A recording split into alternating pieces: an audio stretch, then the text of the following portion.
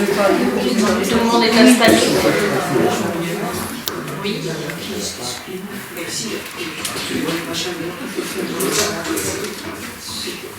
Donc, merci à tous d'être venus et de braver le froid. Bonne année. C'est la première fois qu'on se voit pour cette année. Et donc Sarah Mazouz nous fait l'honneur de venir de Paris pour cette conférence. Elle est sociologue, chercheuse au CNRS. Elle devait venir au mois de mai 2021, mais on avait dû annuler à cause du Covid. Donc cette fois-ci, elle va nous présenter son sujet race, c'est ça. Et aussi parler de l'intersectionnalité. De ce qui a été mes dernières publications. Voilà, donc je lui laisse la parole.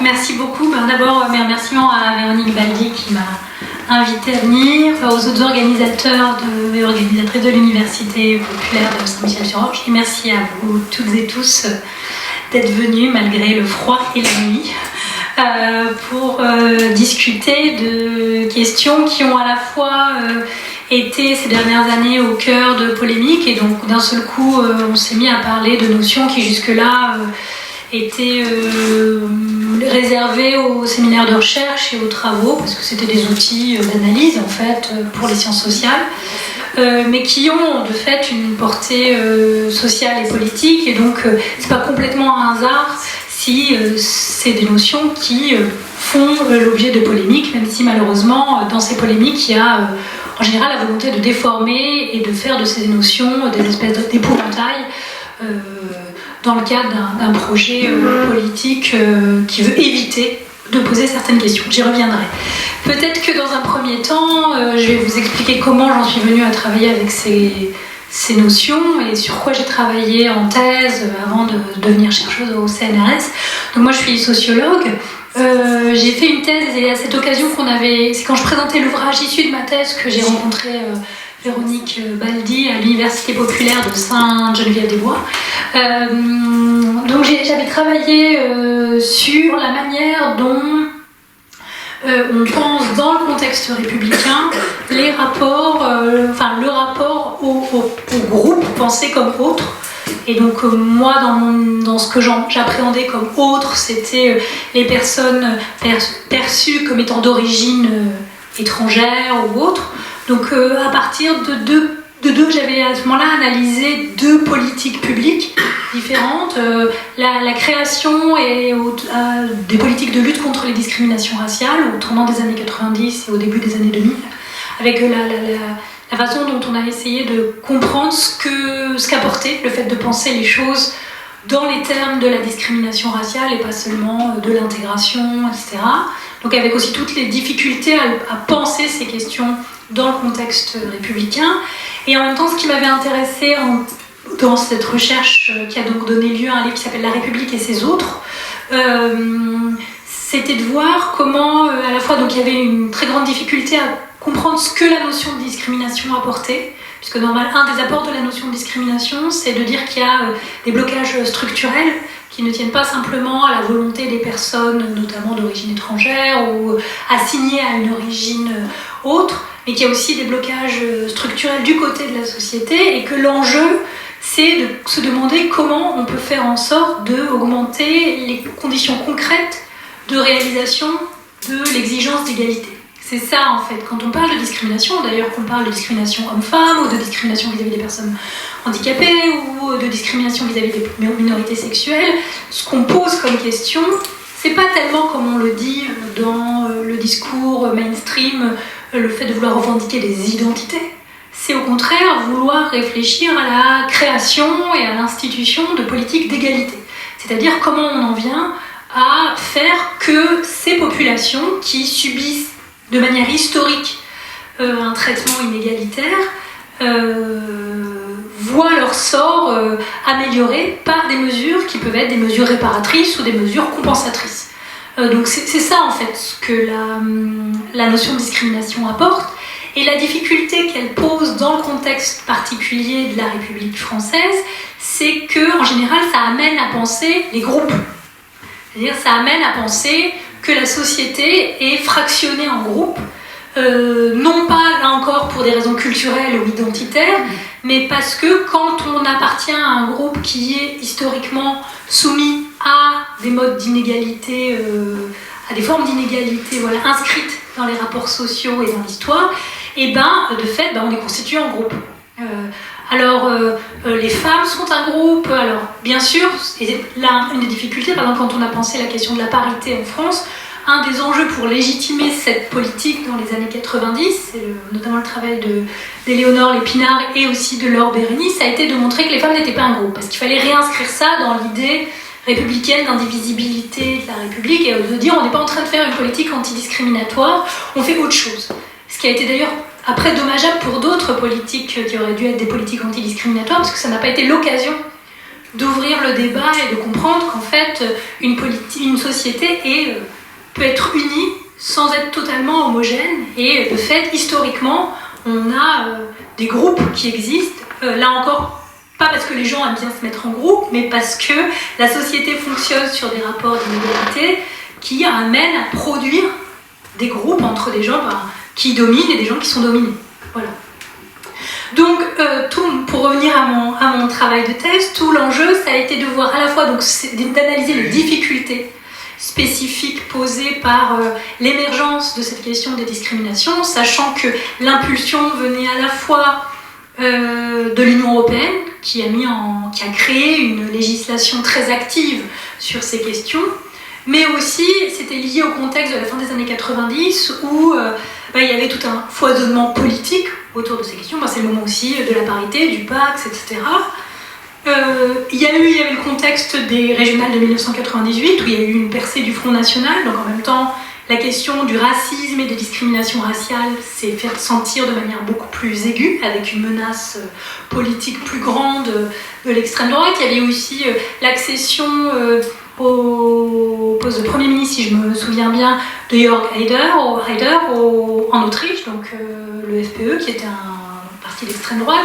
Donc voilà, il y avait tout un contexte qui rendait urgent le fait de penser ces questions. Et donc moi, j'ai travaillé sur l'émergence de cette question et puis les difficultés qu'il y a eu après à faire quelque chose et à s'approprier réellement la notion de discrimination en défaisant aussi des réflexes qui étaient liés au fait qu'on sortait de 40 ans de réflexion autour de ce qu'on appelait le problème de l'immigration et de penser les choses simplement comme des politiques d'intégration, c'est-à-dire l'idée qu'il fallait que les gens venus de cultures autres ou de pays étrangers fassent uniquement, elles, l'effort de s'intégrer, que les problèmes qu'elles pouvaient rencontrer étaient liés à un défaut d'intégration. En même temps, ce que j'ai fait pendant cette thèse, donc j'ai travaillé sur cette reconnaissance politique et ce qui s'est passé ou ce qui ne s'est pas passé. Et ce qui était frappant, c'est qu'au moment même où justement émergeait cette question des discriminations qui devait amener à penser les questions d'inégalité au-delà ou d'une autre manière que simplement en pensant la différence français-étranger, puisque les discriminations raciales, ça touche des gens qui sont des dom-toms, ça touche des gens qui sont de nationalité française depuis des années, mais qui continuent d'être catégorisés comme autres en raison de leur phénotype, de leur nom de famille, de signaux, de caractères, de marqueurs, comme on dit en sociologie, qui continuent de faire qu'ils sont soumis à des assignations. Donc l'idée, c'était de renouveler la pensée de l'égalité au-delà de la simple catégorie nationale étrangère. Mais ce qui était frappant au moment où moi j'ai observé ces politiques publiques, c'est que les organismes qui étaient censés, au sein des préfectures notamment, mener à bien cette politique, se sont cantonnés à quelque chose qu'ils savaient déjà faire, qui était de rester sur cette question de différence entre national et étranger, en investissant très fortement la politique de naturalisation, c'est-à-dire la politique d'acquisition de la nationalité française par des étrangers arrivés en France à l'âge adulte et résidant en France. Et donc tout l'enjeu pour moi, ça a été de travailler sur cette tension où à la fois on aurait dû dépasser et ouvrir la question de la réflexion sur comment on produit plus d'égalité en sortant de cette simple dualité étranger-nationale, et comment en fait, dans cette situation de reconnaissance inaboutie ou avortée, et pour plein de raisons, notamment qui tiennent au choix des personnes qu'on a chargé de mener ces politiques. En général, on refait ce qu'on sait faire. Donc, quand vous êtes quelqu'un qui travaille sur la naturalisation en préfecture ou sur la politique des étrangers, etc., et je dis ça sans aucune... c'est pas méprisant, mais ce que je veux dire, c'est qu'après, quand on n'a pas suivi, il n'y a pas eu de formation pour penser les choses autrement, on refait ce qu'on a toujours fait. Donc les gens ont continué de penser les choses à partir de ce cadre qui était celui de la différence nationale-étranger, et ils ont investi la naturalisation en créant par exemple des cérémonies de remise des décrets de naturalisation, mais voilà, en restant dans quelque chose qui continuait d'être... très traditionnel, et aussi qui continuait, et c'est ça surtout, parce que ce soit traditionnel à la limite, pourquoi pas, mais ce qui était problématique, c'est qu'il n'y avait pas du tout de réflexion sur la manière dont, dans leur manière même à eux de penser l'appartenance à la nation, ce que ça signifiait de devenir français, le sens qu'on mettait dans cette notion même, il y avait une vision très univoque de ce que c'est que la francité. Et donc, au moment même où on devait dépasser, pour penser les questions d'égalité, cette différence étranger-nationale, on a réinvesti au contraire une procédure qui assigne très fortement, parce qu'on rappelle sans cesse aux gens que parce qu'ils sont devenus français à l'âge adulte de manière autre, et non pas par une transmission... par la famille ou par la naissance sur le territoire, etc., il reste toujours un peu autre. Et la naturalisation, c'est un peu comme une conversion. Il y a toujours un doute qui plane sur les personnes naturalisées, sur leur aptitude à être française, à être réellement française, à être naturellement française. Et donc, on a en fait, très paradoxalement, investi une procédure qui, elle, est, bourrée de formes d'assignation et qui est profondément marquée par une vision univoque, et dans certains cas, et c'est ce que j'ai vu en observant les différentes étapes de la procédure, qui peut être aussi liée à une conception en fait racialisante de l'appartenance à la nation. Et donc dans ce travail, où on aurait pu penser en fait que j'avais deux enquêtes complètement différentes, la question de la discrimination raciale et la question de la naturalisation, pour moi, la façon de faire le lien, c'est ce que je viens d'expliquer, c'est cette situation paradoxale, mais c'est aussi à travers ça comment penser ce qu'on appelle donc les processus de racialisation qui sont à l'œuvre dans la société. Alors c'est quoi la racialisation ? C'est au départ donc par la racialisation que j'en suis venue à aussi réfléchir sur la notion critique de race. La racialisation, c'est l'idée qu'il y a des processus qui continuent, qui sont historiquement et politiquement situés, et qui existent même dans des situations où on n'est pas dans une organisation politique raciste. C'est une façon de penser qu'on continue à être tributaire du racisme et des catégories qu'il a pu produire historiquement, même quand on pense ne pas être raciste au niveau individuel, ou même quand une société pense ne pas être raciste, parce que voilà, on a fait le bilan de certaines expériences racistes. Et ça permet de diversifier, c'est-à-dire qu'on est tous et toutes pris et prises dans ces processus, et que ces processus sont actifs socialement et politiquement, indépendamment de notre adhésion individuelle à l'idéologie raciste. Donc c'est une façon de montrer qu'il y a quelque chose, un peu comme le sexisme en fait, on peut tous réitérer et entériner des schémas de type sexiste, même quand on est fortement convaincu et qu'on pense être attentif et attentive aux questions d'inégalité homme-femme. Et ça pourrait être le cas pour d'autres formes d'inégalité, la question des personnes handicapées, la question des minorités sexuelles, etc., etc. Les questions d'âge, etc. Donc la notion de racialisation, elle permet, c'est une notion qui a été forgée au départ par Frantz Fanon à propos de la situation coloniale en Algérie, pour montrer comment la domination coloniale et la forme de déshumanisation à laquelle elle aboutit aussi bien du côté du colonisé que du colonisateur, parce que c'est toute l'analyse de Fanon, c'est de montrer que ça fonctionne ensemble et que personne ne s'en sort en très bon état, même si les situations ne sont pas symétriques. Il dit il parle de racialisation pour montrer comment il y a ce geste d'infériorisation de la culture du colonisé, de négation et de déshumanisation des groupes colonisés.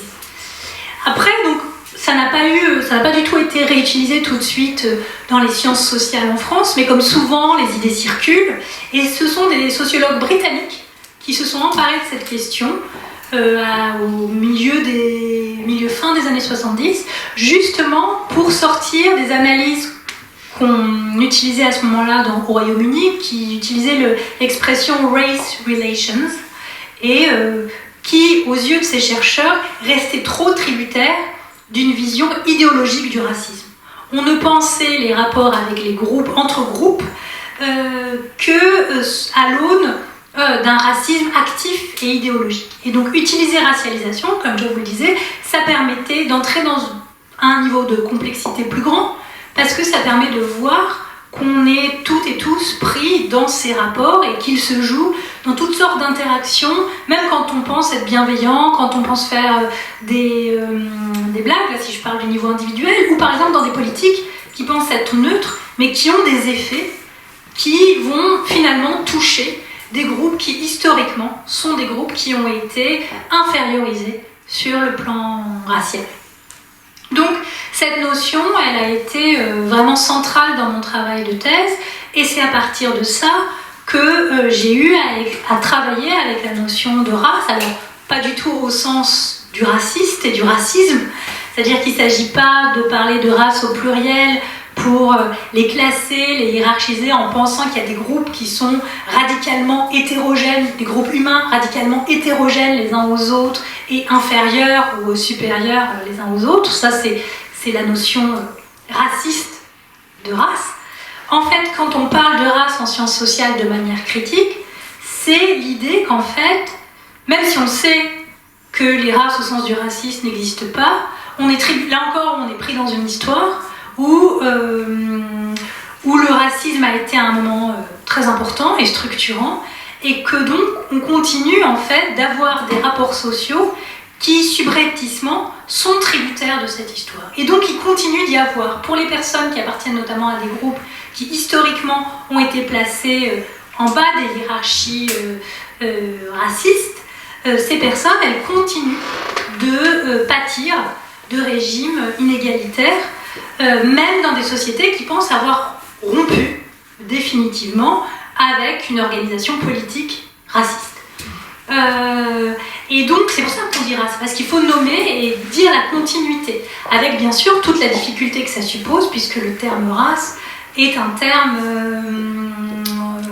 qui est porteur d'une histoire lourde et qui est porteur de contresens, c'est-à-dire qu'en effet c'est très simple de finir par croire en utilisant race que les races existent au sens des racistes.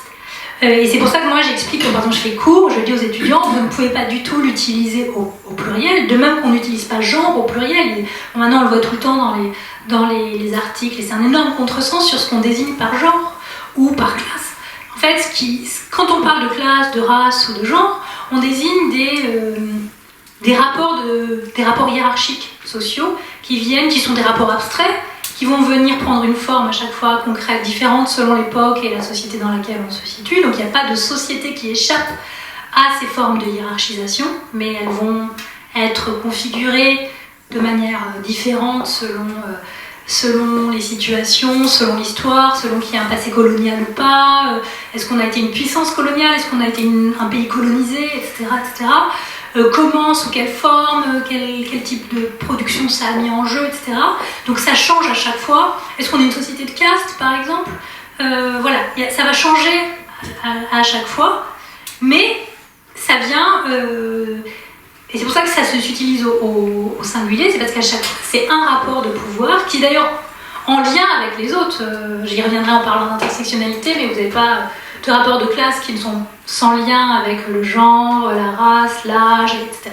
Donc, ce que j'explique aux étudiants et aux gens à qui je m'adresse en général quand je parle de ces travaux, c'est que quand on parle de manière critique de race, on parle au singulier, et il ne s'agit pas de penser des catégories, de dire, d'adhérer aux catégories qui auraient été produites par la pensée raciste, mais de pointer les mécanismes qui sont encore à l'œuvre et qui continuent de produire des hiérarchisations. C'est pas pour dire il y a tel et tel groupe et il y a telle et telle caractéristique qui va vous placer à tel ou tel niveau, c'est pas du tout ça.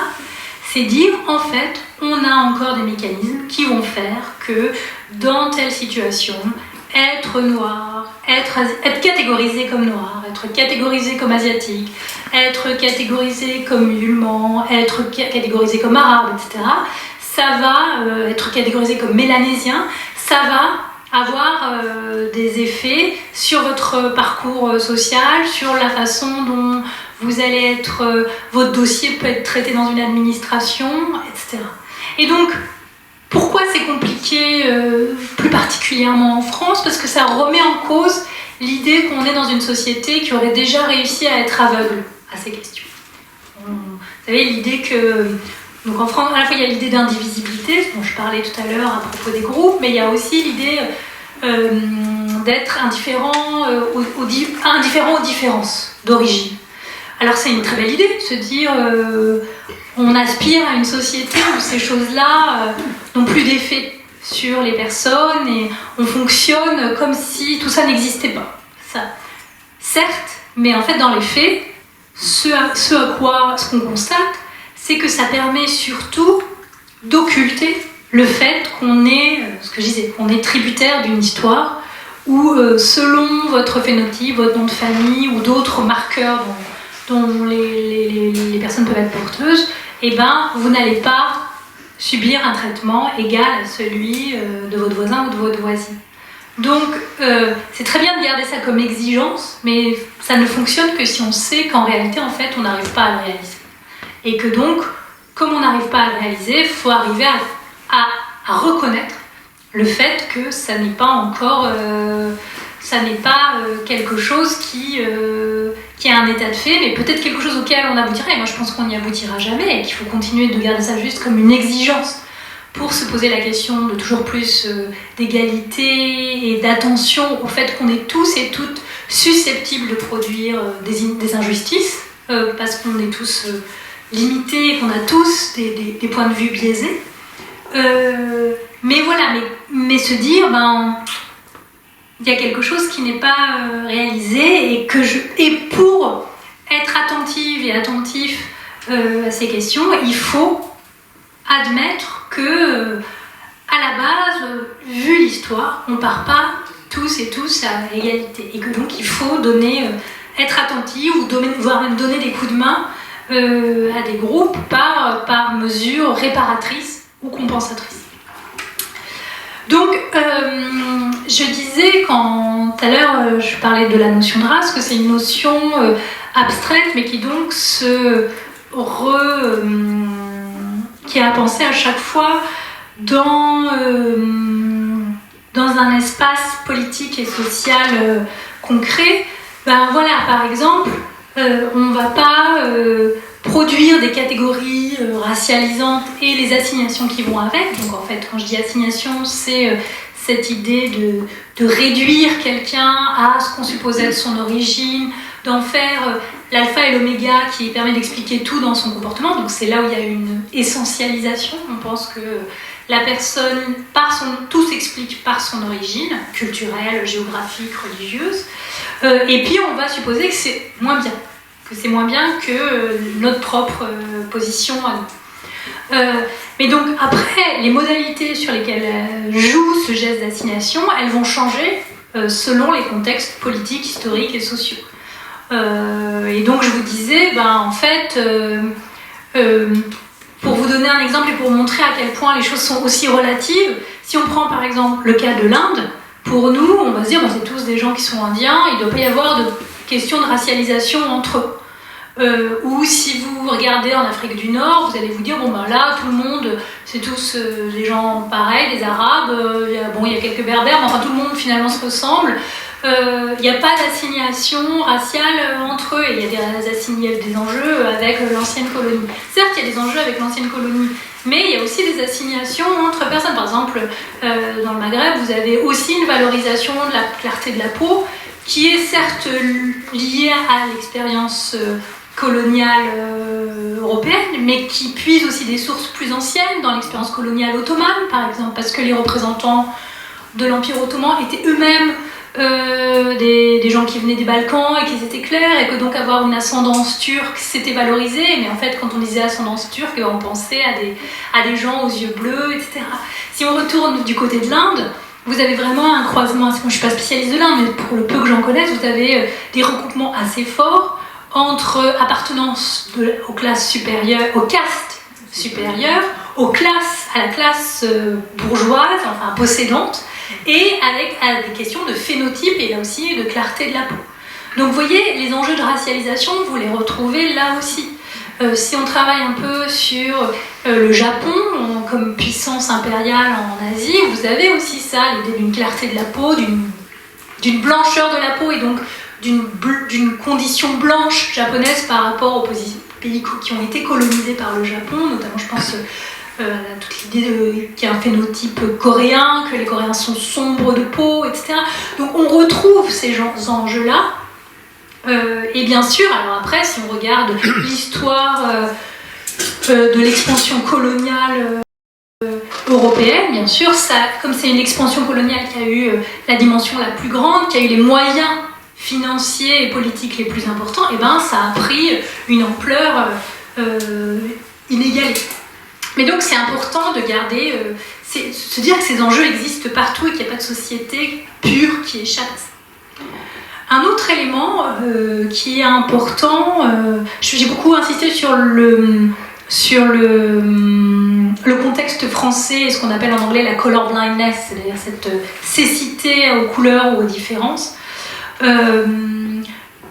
Certes, il y a ce contexte particulier français, mais il faut être très attentif et c'est aussi lié. Enfin, je pense que c'est important de le savoir vu les polémiques auxquelles on est souvent confronté dans les médias et les politiques, dans le débat politique et médiatique en France. C'est une situation qui est celle de toute l'Europe continentale en fait.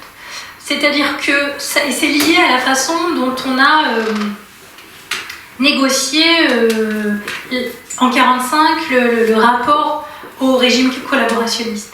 C'est-à-dire qu'on a eu à ce moment-là tendance à penser le racisme uniquement comme une idéologie, qui était donc le fait de personnes déviantes et problématiques politiquement.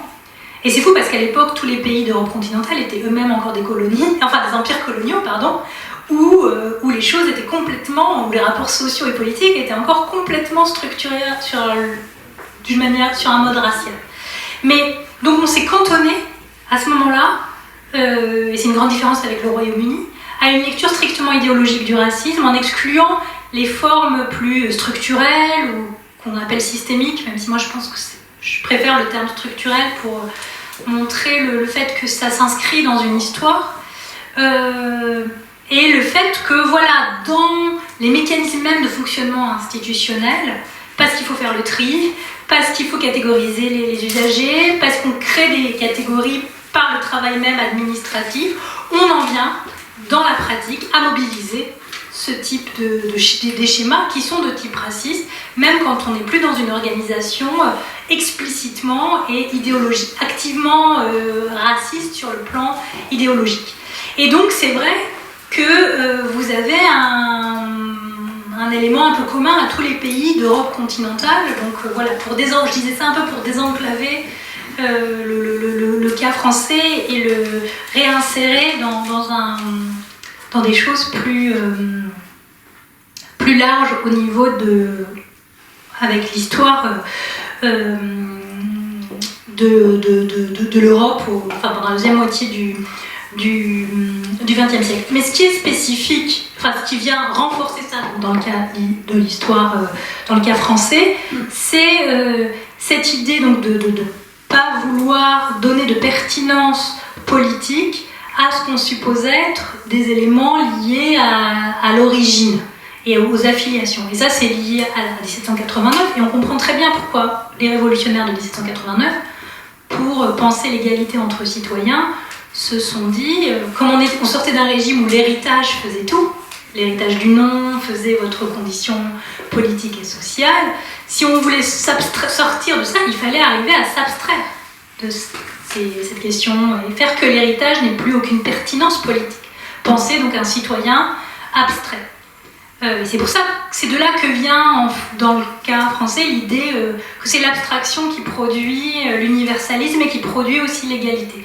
Or, ce qu'on voit tout de suite, même déjà pendant les années... Alors, il y a eu énormément de débats à l'époque révolutionnaire sur ce qu'on entendait par abstraction. Et comme toujours, après coup, ça se rigidifie un peu et on reste sur une lecture beaucoup plus simple de la notion. Mais on le voit assez vite, ce à quoi aboutit l'exigence d'abstraction, c'est finalement que ça va dans le sens de la réaffirmation de la norme. Parce que la norme aussi, la norme dominante, elle ne se donne jamais comme norme, et donc on a l'impression que c'est ce qui va de soi et que c'est déjà abstrait, que ça n'est pas marqué, que ça n'est pas lié à une situation sociale particulière. Donc très vite, c'est pour ça que dans la Révolution française, cette idée d'abstraction, elle a permis l'exclusion des femmes du corps politique, parce qu'elles étaient pensées comme particulières et pas comme pouvant être abstraites de leurs conditions. Très vite aussi, ça a permis de revenir sur les avancées sur la première abolition de l'esclavage. De la même manière, après, quand on abolit une deuxième fois l'esclavage en 1848, ça permet, encore une fois, de dire oui, bon, mais ces gens qui ont été esclaves, ils sont pas encore complètement, ils sont trop liés à leurs conditions d'esclaves, et donc ils n'ont pas vraiment d'aptitude libérale ou démocratique, pourrions-nous dire. Donc on va limiter leur accès au droit de vote, etc., etc. Donc en fait, cette exigence d'abstraction, elle est très facilement retournable pour devenir le vecteur d'imposition d'une norme dominante. Et en fait, c'est ça qui aujourd'hui aussi à réfléchir si on veut garder de l'esprit révolutionnaire l'exigence d'égalité, l'exigence, l'espèce de petit aiguillon qui vient de dire bon, en fait, c'est toujours pas complètement ou suffisamment réalisé. Il faut se dire que qu'en fait, c'est en partant des expériences de domination et en leur prêtant une attention, et non pas en disant non, vous là, c'est la sédition, vous voulez diviser plus le corps politique, vous introduisez de l'hétérogénéité dans le corps politique, vous êtes un problème. Au contraire, c'est en se disant en fait, si ces gens-là nous disent ça, peut-être que dans leur expérience, ils forment un groupe parce qu'ils sont les uns et les autres soumis à des types d'injustice et d'inégalité auxquels nous, en tant que membres d'un groupe majoritaire au sens d'un groupe qui est favorisé, c'est pas la majorité au sens statistique, dont on ne peut pas avoir du tout conscience. Donc c'est aussi ça... À partir là, j'ouvre à d'autres questions que la simple question raciale, mais c'est ça que vient pointer la question raciale aussi, et c'est pour ça qu'elle produit beaucoup de résistance dans le débat politique français, mais ailleurs aussi. C'est encore une fois, il n'y a pas qu'en France que vous avez une espèce de grande réaction, d'hostilité aux travaux critiques de la race. Vous avez ça aux États-Unis, au Royaume-Uni, en Australie, dans certains pays d'Amérique du Sud. Donc même dans des contextes où, vu depuis la France, on pense que c'est le paradis des gens qui pensent dans les termes de la théorie critique de la race.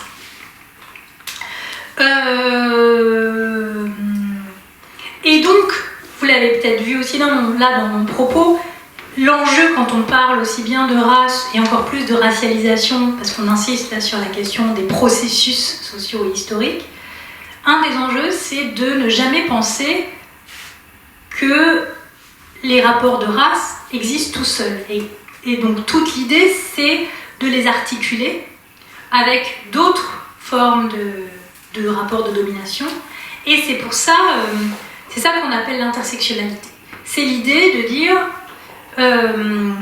notre condition sociale, elle est toujours plurielle. C'est-à-dire on n'est jamais un homme, ou on n'est jamais simplement qu'ouvrier, ou on n'est jamais qu'une personne noire, ou seulement une femme, etc. On est toujours à la croisée de plusieurs caractéristiques sociales qui vont faire qu'on est dans des situations plus ou moins favorables socialement, et où on est plus ou moins avantagé ou plus ou moins désavantagé socialement.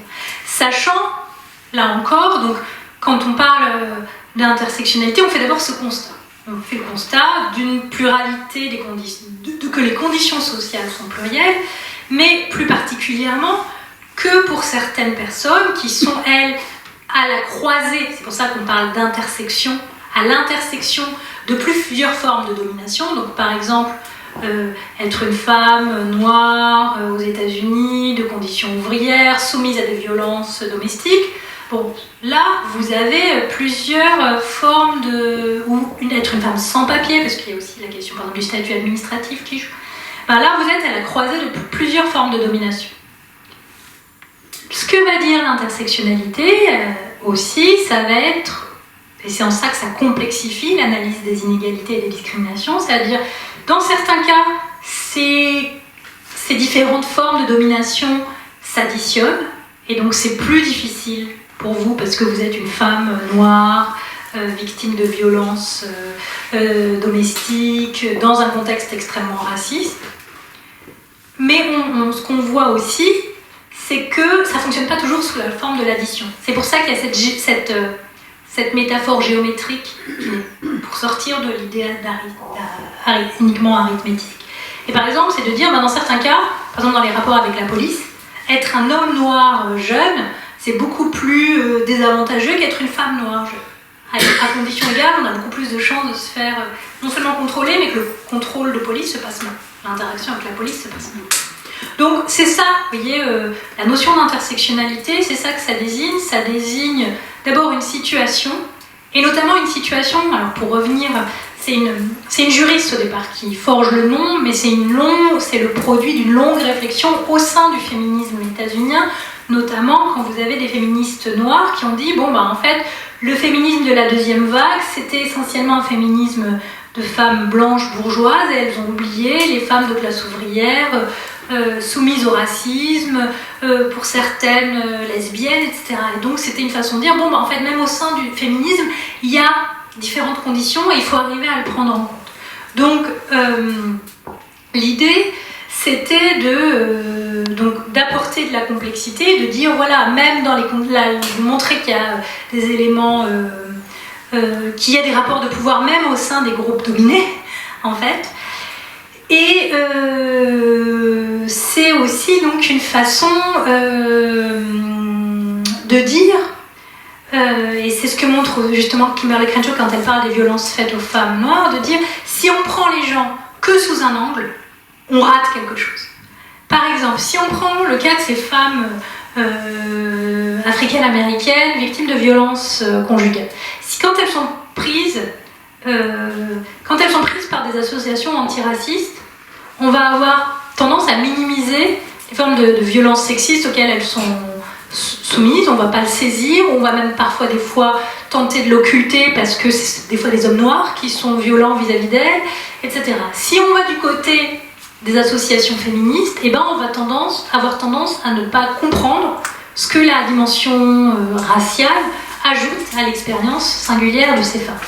Donc, c'est aussi un concept qui permet de critiquer la façon monocatégorielle qu'ont les politiques publiques ou les associations qui utilisent aussi les catégories de l'action publique de fonctionner. Et de dire, certes, on a, selon les associations, des priorités.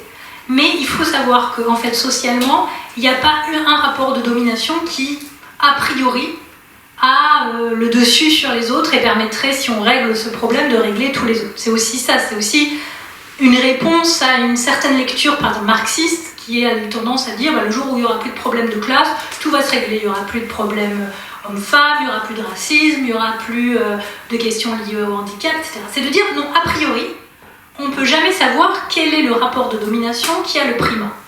Il faut aller regarder concrètement, et ça change là encore selon les situations les plus à des échelles de micro-sociologiques, selon les institutions, selon le contexte politique et social, selon l'histoire nationale dans laquelle on se trouve, etc.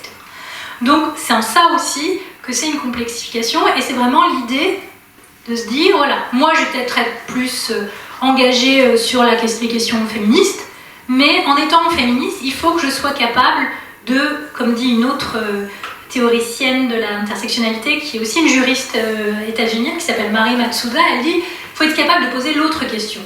L'autre question, c'est la question des rapports de domination que moi je ne subis pas.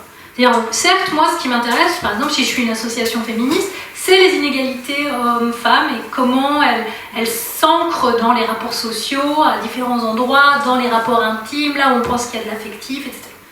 Mais il faut que je sois capable de poser la question d'autres dominations. Ne serait-ce que pour que moi, dans mon action, je ne me mette pas à entériner sans me rendre compte d'autres formes de domination et que je ne vais pas, sous, par exemple, pour prétexte de féminisme, entériner des rapports entériner des propos ou avoir des propos ou des positions qui vont venir renforcer une lecture raciste des rapports sociaux ou agiste ou validiste, etc., etc. Donc avoir toujours là encore ce petit poil à gratter qui vous oblige à aussi vous décentrer en fait de la cause qui est votre cause principale. Bien sûr, on a tous et toutes des causes plus importantes à nos yeux, qui sont liées à nos histoires, à nos trajectoires, à ce qu'on a rencontré, à ce qui nous a touchés, etc. Mais l'intersectionnalité, c'est de dire, et c'est ça aussi que c'est donc à la fois donc, un constat, une démarche intellectuelle, et c'est donc un concept sociologique, mais c'est aussi un projet de justice, c'est se dire, voilà, comment on arrive à faire que, en défendant la cause qui m'est le plus chère, je ne laisse pas les autres. Et j'arrive à fonder aussi des coalitions politiques. Et c'est en ça aussi que c'est un projet qui propose une autre façon de produire de l'universalité, là pas du tout en s'abstrayant des conditions, mais en partant des conditions liées à des expériences d'inégalité diverses, et en se disant, c'est de là qu'on doit partir, c'est de là qu'on a à apprendre. Et quand je dis que c'est de là qu'on a à apprendre, c'est aussi parce qu'il y a dans ces travaux toute une dimension sur comment on produit du savoir, ce qu'on appelle les épistémologies du point de vue, c'est de dire, en fait, le savoir, il a été essentiellement, on pense qu'on produit un savoir qui est neutre socialement, qui n'est pas lié à des positions de domination.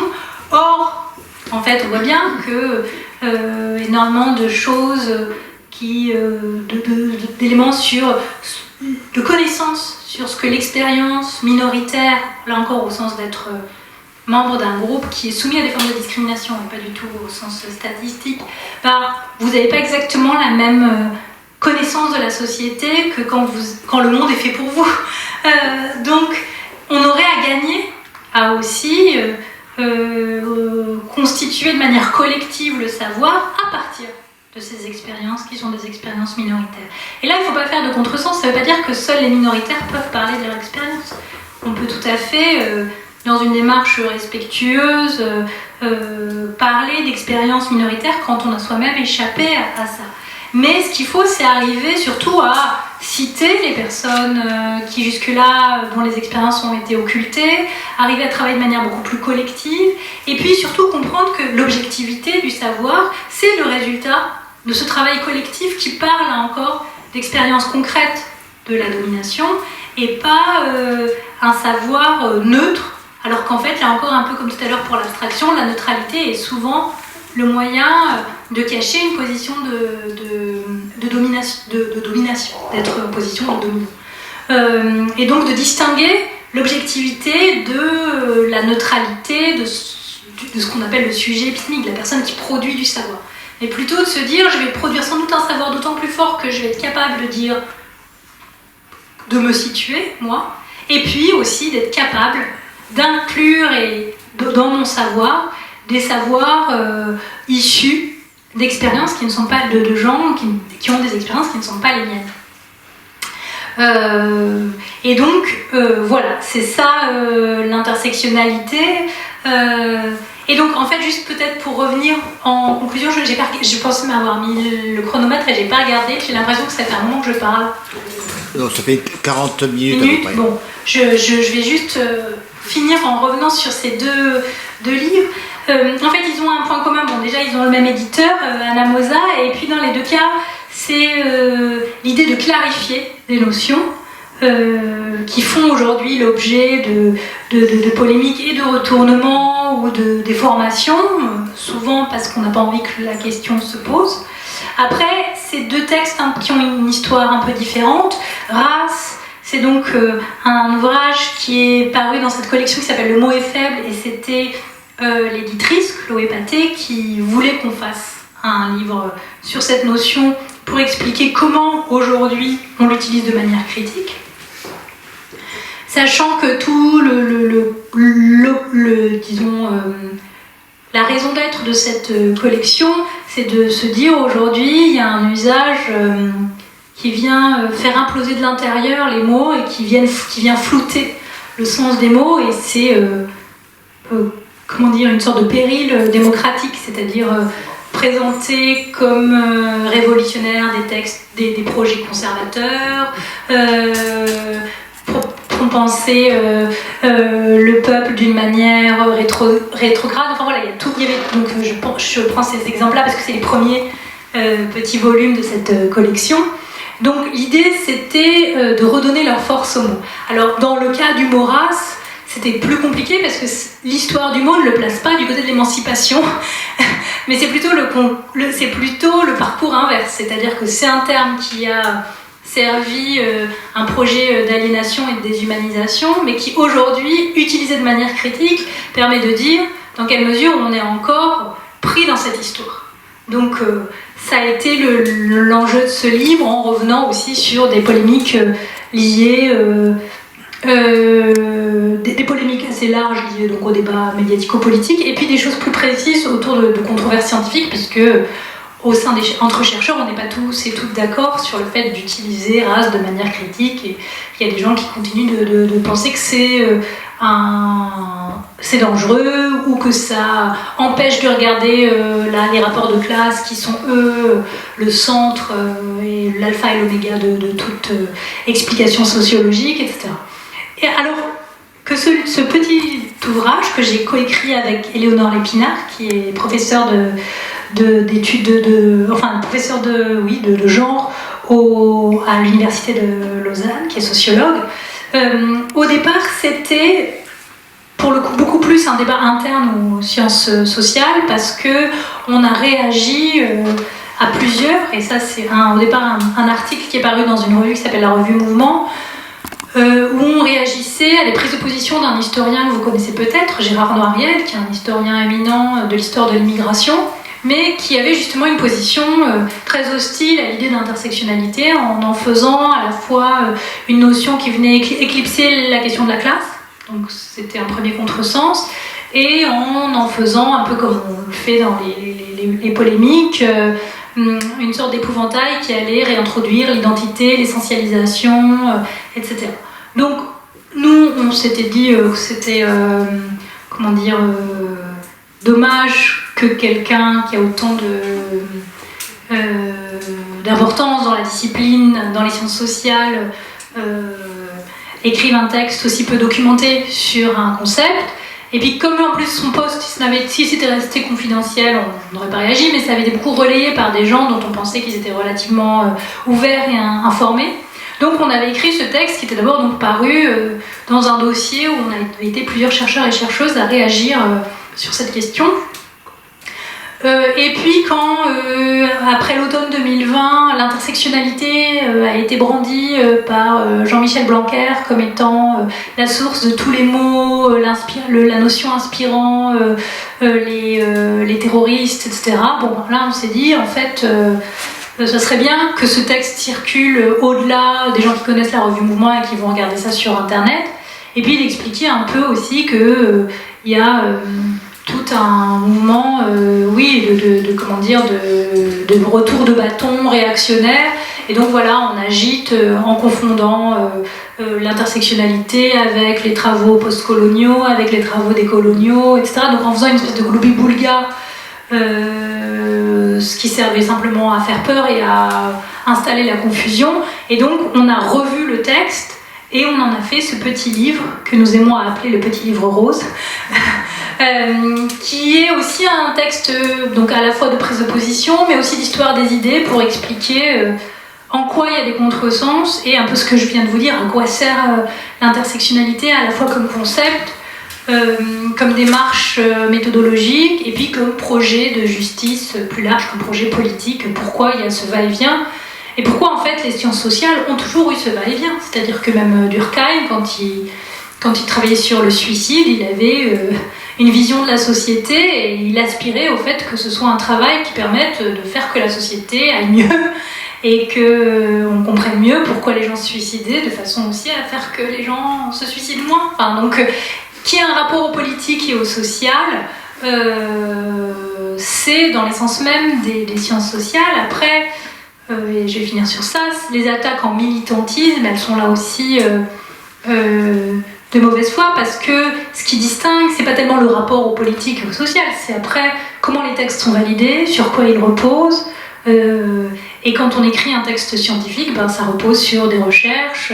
J'ai pas eu l'occasion de le dire, mais voilà, moi, je passe à chaque fois, quand je travaille sur des politiques publiques ou des institutions, je passe plusieurs années à faire des observations quasi quotidiennes, je fais des entretiens, je réitère certains entretiens avec les personnes à différents moments, je regarde des documents d'archives, des rapports, donc voilà, c'est comme ça qu'on fonde la scientificité d'un travail. Après, on publie dans des revues scientifiques, donc on est lu par des gens qui sont des chercheurs et qui ne sont pas forcément d'accord avec nous, donc on retravaille les textes, on éclaircit certains de nos propres points aveugles.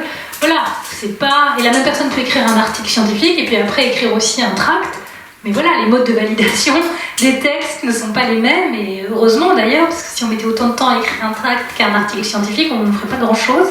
Mais donc voilà, tout ça pour finir sur...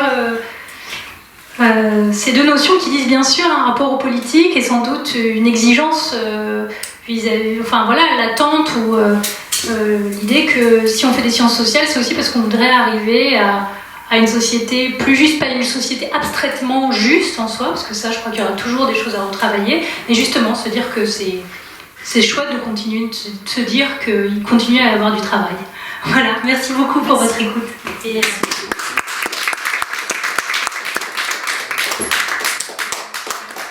est-ce que vous avez des questions à poser à Sarah ?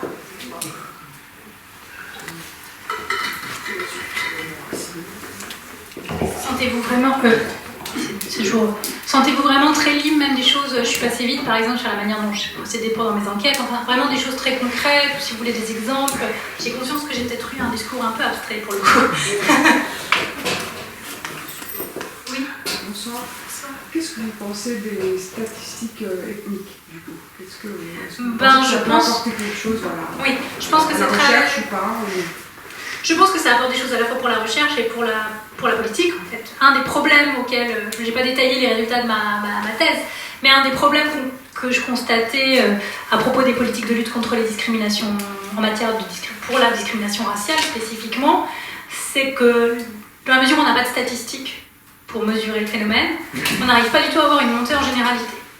Ce qu'on a pu faire dans le cas des femmes, pour les cas d'égalité hommes-femmes, ou pour les questions de handicap. Donc, le problème, c'est qu'on s'en tient toujours à des témoignages, et que les témoignages peuvent être toujours requalifiés.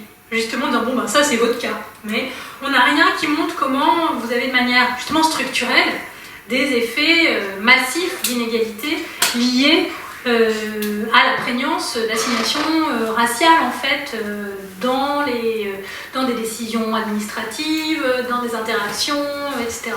Et donc, alors, il y a l'enquête Théo, trajectoire et origine, qui fonctionne un peu comme ça par proxy via la nationalité des ascendants et via aussi des questions autour de l'autocatégorisation, comment vous pensez être perçu et comment vous pensez que cette façon d'être perçu joue dans votre trajectoire.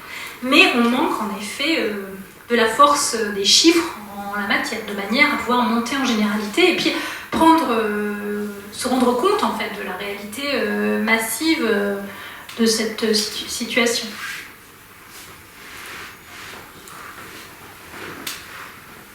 Oui. Alors, merci d'abord pour ce exposé que j'ai trouvé passionnant. Moi, j'aurais une question plus liée à, effectivement, à la discrimination raciale que vous avez beaucoup mis en relation avec la question de la colonisation, ou aussi avec la couleur de la peau, finalement.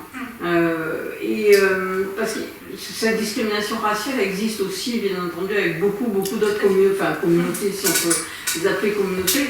Moi, je pensais plutôt aux Roms, Pays de l'Est, Et finalement, comment est-ce que vous intégrez ça dans votre travail? Parce que vous avez beaucoup parlé, c'est beaucoup sur la domination, la colonisation, face à des populations qui ont été effectivement colonisées par la France, parce que là on est dans le contexte français.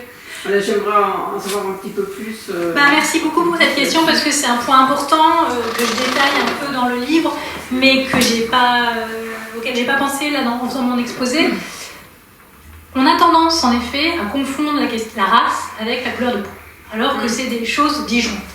En fait, la race, l'idée, c'est ce que Colette Guillaumin, une sociologue française, appelle la racisation.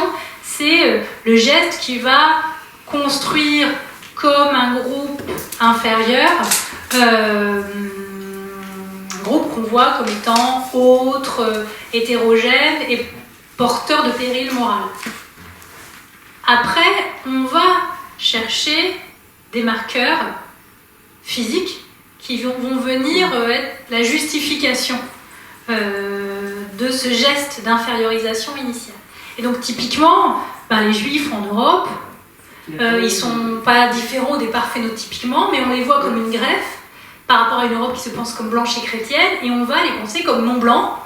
Et puis on va essayer de leur trouver des caractéristiques phénotypiques. Pareil pour les Roms, mais on pourrait dire ça même pour les populations noires. C'est-à-dire que dans la Caraïbe, quand vous avez la catégorie, excusez-moi, j'ai utilisé le terme de l'époque, nègre, qui apparaît dans le cadre des premières plantations esclavagistes, parce qu'on a parlé de la colonisation, mais avant la colonisation, c'est l'esclavage.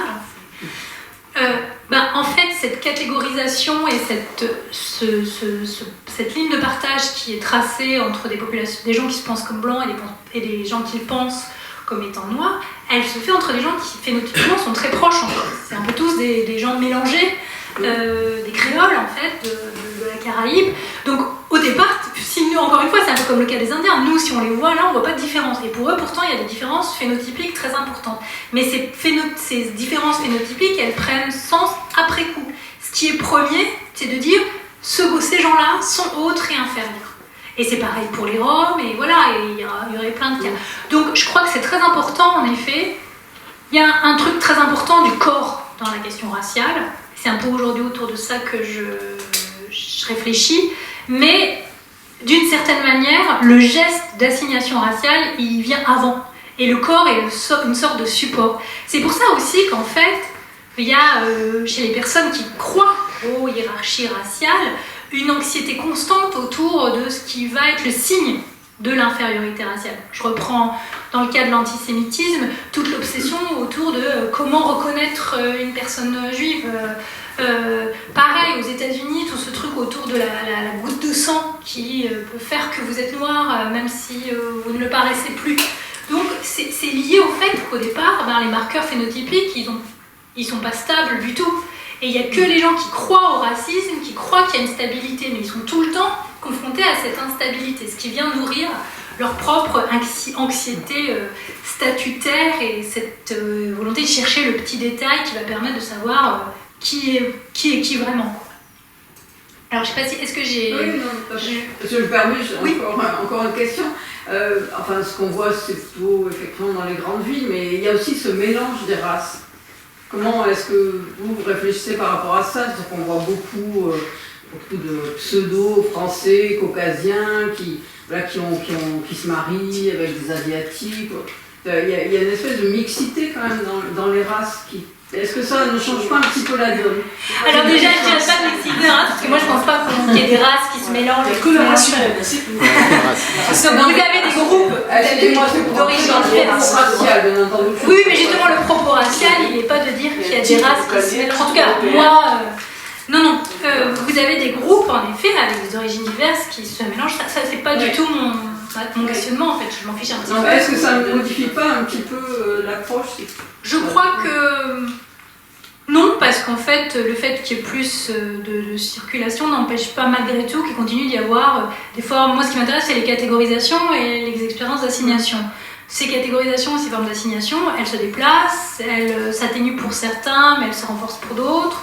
Elles peuvent prendre d'autres tours. Vous avez toute la question du qu'on appelle le racisme bienveillant, qui est souvent ce dont font l'objet les groupes, les personnes catégorisées comme asiatiques. bon, ça n'empêche pas qu'elles sont assignées et qu'elles sont qu'elles se voient elles aussi réduites et à certaines dimensions de leurs conditions. Donc après, voilà, non, moi je pense... Enfin, alors à la fois je travaille pas du tout sur les questions de métissage et je pense pas par ailleurs que le métissage nous va sortir de ça. Ce qui nous fait sortir de ça, je crois qu'on n'en sort pas. La seule façon d'être un peu moins pris dans ces rapports, c'est de se dire en fait on n'est jamais à l'abri nous-mêmes d'assigner des gens. C'est la seule façon de faire un peu attention.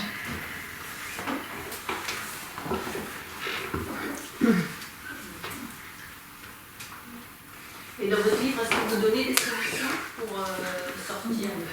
Alors, c'est pas tellement dans ma démarche de donner des solutions. Des recommandations de politique Alors non, pas du tout de recommandations politiques. Supprimer le mot race. Alors je pense... race humaine, c'est vrai, on devrait s'arrêter race humaine. Non, mais race l'histoire, canine, tu peux avoir une réaction toi-même. race. C'est ça le truc. Non. Tu peux avoir des réactions que tu ne comprends pas, non? En fait, je pense pas du tout qu'il faille par ailleurs supprimer le mot race de la Constitution. Je pense qu'il faut pas... C'est une façon de dire que ça compte... Enfin, on est pris dans cette histoire et que... Voilà. Et puis je pense que il y a un truc très fétichiste, là, pour le coup, dans le débat français autour des mots, c'est de croire que les mots créent la réalité sociale, que si on va les supprimer, on va régler le problème. C'est pour ça aussi qu'il n'y a pas de statistiques, on va dire, on va créer comme si les rapports sociaux attendaient l'appareil statistique pour avoir lieu. Ben non, il faut des mots pour dire de quoi il s'agit. Et moi, c'est pour ça aussi que je pense que c'est important d'utiliser le mot race, parce que ça rappelle l'histoire, d'où ça vient en fait. Aujourd'hui, bien sûr, on n'est plus dans une organisation raciste, au sens qu'on a pu connaître au 19e siècle ou au 20e siècle. Mais on est pris dans cette histoire-là et c'est important de rappeler que c'est ça vient de là. Donc voilà, après, donc, j'ai pas spécialement de préconisation. Après, bien sûr, quand on m'interroge, moi je dis qu'il faut par exemple des statistiques ethniques, qu'il faut reconnaître qu'il y a de la race de manière, ou du racisme de manière structurelle, que voilà. Ce que je dis là, mais c'est des choses peut-être encore à retravailler, c'était sous forme conclusive, je parle de l'idée d'essayer de faire de temps en temps ce qu'on appelle la transposition minoritaire, c'est-à-dire observer quand on observe une situation, se dire, si c'était les dominants qui se retrouvaient en situation de dominer, ça ferait ressortir plus fortement, justement, un peu comme quand vous avez des situations où on inverse les rôles entre hommes et femmes et qu'on voit d'un seul coup la force du sexisme ordinaire. En fait, voilà, ça c'est des choses que je dis, mais je tiens pas ça comme une solution, c'est des portes ouvertes pour tester des choses, quoi. En fait, si je comprends bien, le terme de race, il pourrait disparaître complètement si le monde était idéal et qu'on n'avait plus de discrimination de toutes sortes. Et en fait, c'est les termes de race et d'intersectionnalité permet... En fait, vous dites que vous ne donnez pas de solution, mais en fait, ça permet d'avoir des outils qui peuvent adresser justement ces discriminations et qui peuvent aider à trouver des solutions pour ces discriminations. Est-ce que j'ai bien compris? Oui, c'est ça. C'est de dire, en fait, le problème n'est jamais définitivement réglé. Et donc, ça aide à formaliser le problème et se dire, voilà, et à le problématiser, à l'historiciser. Quand on dit race, on dit justement que c'est lié à une longue histoire, qui puise sa source dans le XVIe siècle et l'Inquisition, et qui prend des formes diverses selon les époques, et voilà. Et que le meilleur moyen de mettre à distance, de tenir, d'avoir des garde-fous, c'est de savoir que c'est des processus qui sont toujours à l'œuvre, en fait. Et je parlais du XVIe siècle parce qu'il y a aussi en mars une conférence avec des historiens de l'EHESS sur cette question au Quai Branly, et on s'était dit qu'on en parlerait. Si vous intéressez, c'est le 22 mars à l'Université populaire du Quai Branly à Paris. L'étymologie du mot race, parce que j'ai jamais travaillé dessus, l'étymologie vient d'où? Race, et à partir de quelle époque le mot racisme a été inventé par l'homme? Alors, race, je voudrais pas vous dire de bêtises sur l'étymologie. Non, c'est plus ancien. La notion de race, au départ, je crois que ça vient de l'idée vraiment de souche. Vraiment, c'est une étymologie latine, il faudrait revérifier, j'avoue que je l'ai... Moi, je Voilà. le du singe. On n'est pas loin de bouquin de chimpanzé, race humaine. Mais après, je ne ferai pas d'hypothèse sur la question. Après le moment où la race apparaît, ben justement, c'est tout le travail de Jean-Frédéric Chaume qui sera à Quai Branly le 22 mars. C'est au moment de l'Inquisition, donc au moment où on boute les juifs et les musulmans d'Espagne, que la notion de race en espagnol apparaît, avec l'idée que... donc il y a cette idée de hiérarchie, mais il y a aussi une idée de transmission de caractéristiques qui sont des caractéristiques aussi sociales et morales par le sang.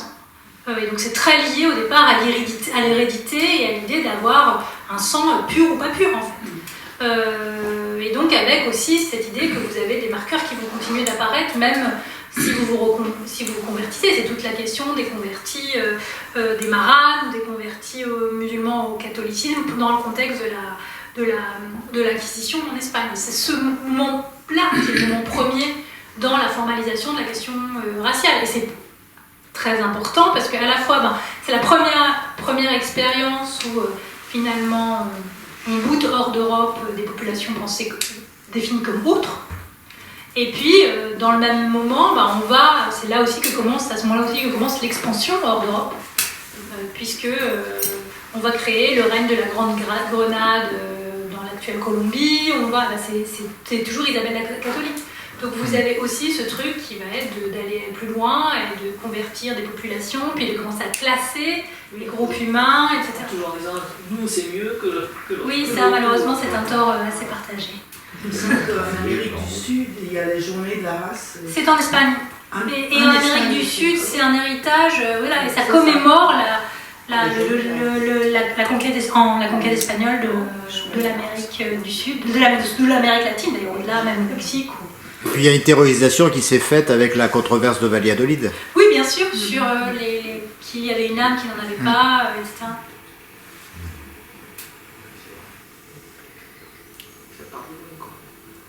Est-ce qu'en tant que sociologue, vous avez des formations en anthropologie ? Moi, oui. J'ai eu une formation pluridisciplinaire. Moi, je ne sépare pas beaucoup anthropologie et sociologie. D'ailleurs, je travaille de manière ethnographique, donc comme une anthropologue. Et maintenant, il y a vraiment il n'y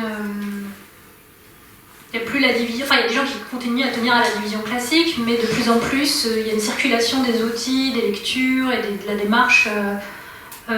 Oui, et selon les contextes, moi je suis plus vue comme anthropologue ou comme sociologue. Par exemple, quand je suis aux États-Unis, je m'adresse plus à des anthropologues parce que les sociologues sont strictement quantitativistes.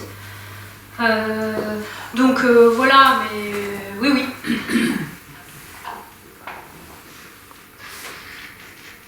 Et est-ce que vous faites des études par rapport à ce qui se passe dans les entreprises Alors moi, j'ai pas du tout travaillé dans le monde de l'entreprise, mais j'ai des collègues qui travaillent sur, par exemple, les politiques de diversité. Il y a Laure Berny qui a travaillé sur la diversité dans l'entreprise et notamment qui a comparé la France et les États-Unis et les politiques de diversité. Voilà, oui, il y a des gens qui travaillent sur ces questions, sur le secteur privé et sur le monde de l'entreprise. Oui, vous avez aussi le travail fondateur de Olivier Noël sur les catégories utilisées dans les chambres consulaires ou dans les agences de l'époque, à l'époque de la NPE ou dans les missions locales. On a vu aussi comment certains patrons utilisaient des codes détournés pour dire qu'ils voulaient tel ou tel groupe, une personne appartenant à tel ou tel groupe, ou qu'ils ne voulaient pas tel ou tel. Donc voilà, c'est lui qui a mis en évidence toutes ces codifications qui servaient là, soit de la discrimination raciale, soit vraiment à des classements racistes en fait entre candidats.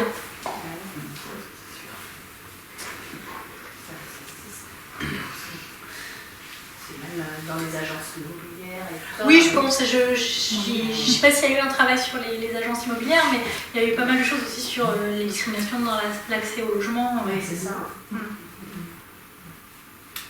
Il y a peut-être plus de données, non ? On est toujours confronté. Alors, on est toujours confronté à la même question, qu'il n'y ait pas de statistiques sur ces questions. Après, paradoxalement, dans le monde, disons dans le secteur privé, comme il y a des enjeux de rentabilité, puis que il y a finalement peut-être une plus grande ouverture à poser la question.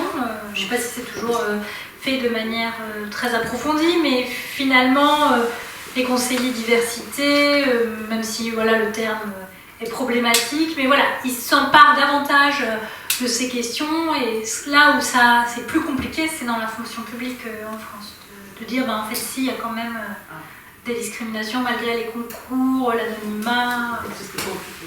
Ouais. Oui, parce que le privé est compétitif. Oui, c'est ça, il faut rester. C'est ça. Que... Non, et puis discriminer, ça fait perdre des sous en fait. Ah oui. Bah, vous perdez du temps à ne pas prendre les gens parce que votre tête leur revient, vous revient pas.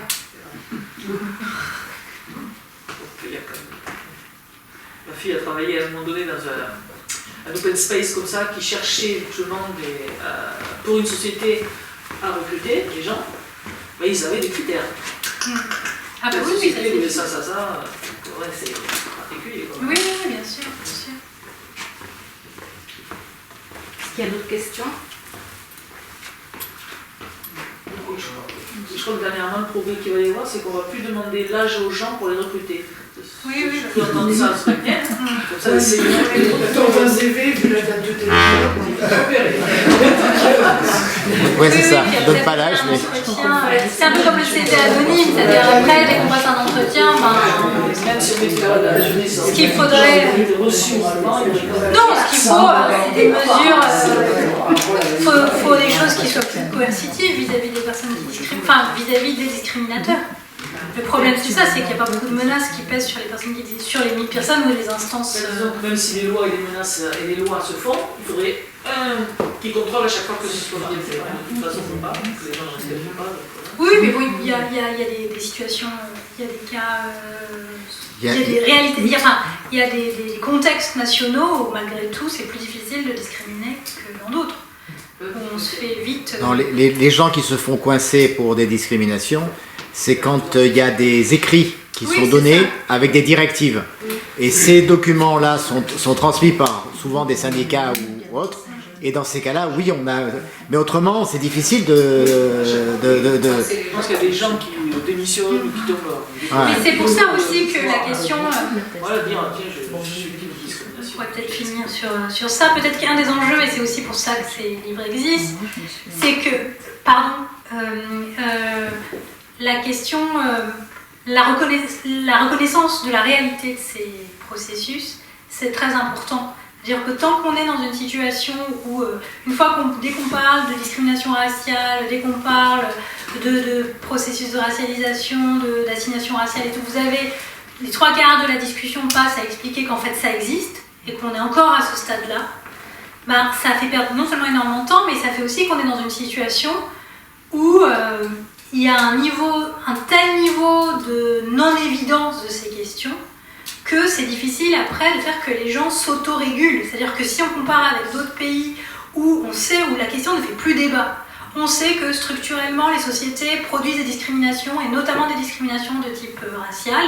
Donc il faut être vigilant, il faut mettre en place.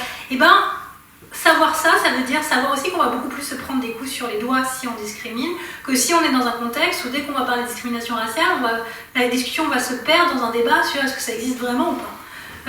Donc voilà, c'est aussi pour ça que les enjeux de reconnaissance de reconnaissance politique et sociale de la réalité de ces phénomènes est important, et c'est aussi pour ça que c'est important de ne pas se laisser parasiter, si je puis dire, par des débats qui viennent à chaque fois noyer le poisson en disant oui, non, mais vraiment, on n'est pas un pays raciste, puis on reparle du racisme comme s'il s'agissait de parler du Troisième Reich, alors que c'est pas de ça dont on se parle, etc.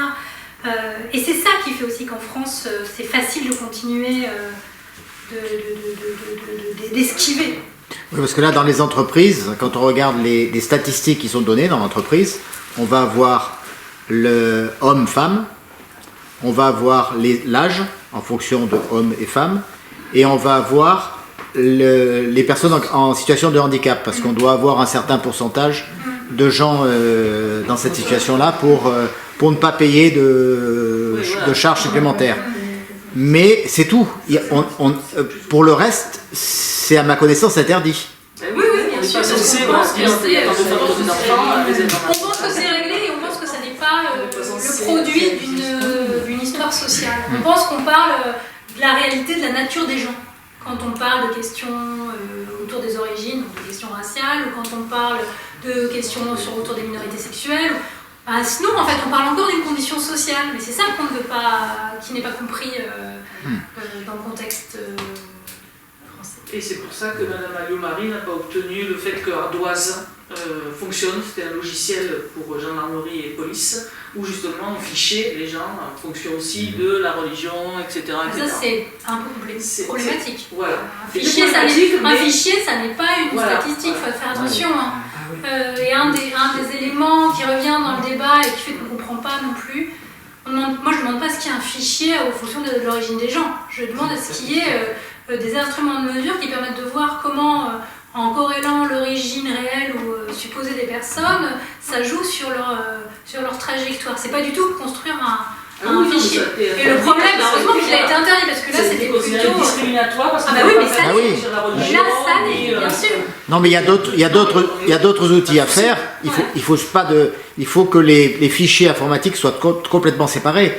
Et la notion de, si on voulait faire une analyse ethnique, il faut qu'elle soit indépendante de tout le reste et qu'elle soit faite sous forme de statistiques. Sur qui est, non, de manière anonyme. En fonction de où on est né ou en fonction de si on est métissé, l'ethnie c'est quoi?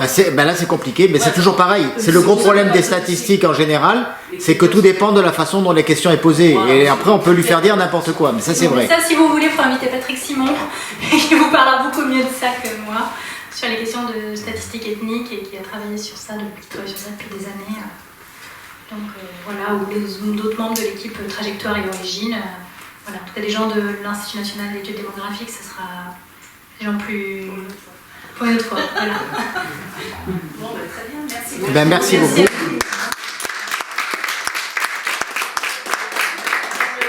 Maintenant, il y a deux petits livres. Ils sont en vente. Oui, il y en a un qui fait 9 € et l'autre 5. Et sinon, la prochaine fois, c'est le 7 février. C'est sur le tourisme durable et responsable. C'est Christian. Christian Soubra, oui. Ça, c'est que lui.